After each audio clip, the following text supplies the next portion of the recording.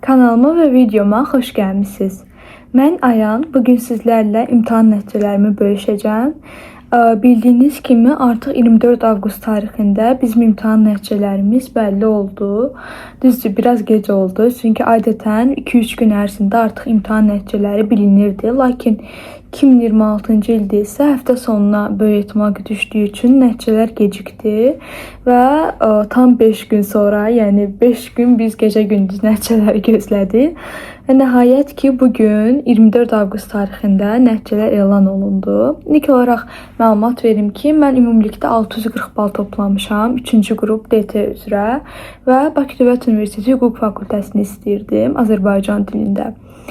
Sizdən öncə belə video çəkmədən öncə yolda olduğum üçün artıq açıb baxmışam nəticəmə.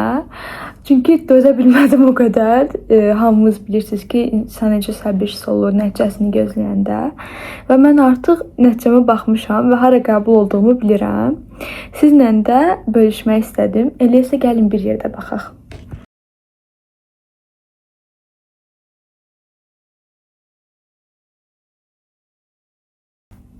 Və gördüyünüz kimi Bakı Dövlət Universiteti Hüquq Dövlət Sifarişli ilk növbədə özümü təbrik edirəm. Daha sonra isə bu uğurumda əziyyəti keçən, əməyi keçən bütün müəllimlərimə özlərinin təşəkkürlərimi bildirirəm.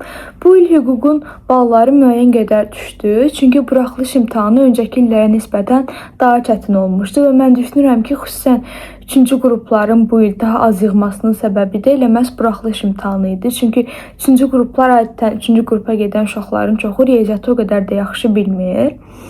Və mən indi düşünürəm ki, DİA, ADA və s.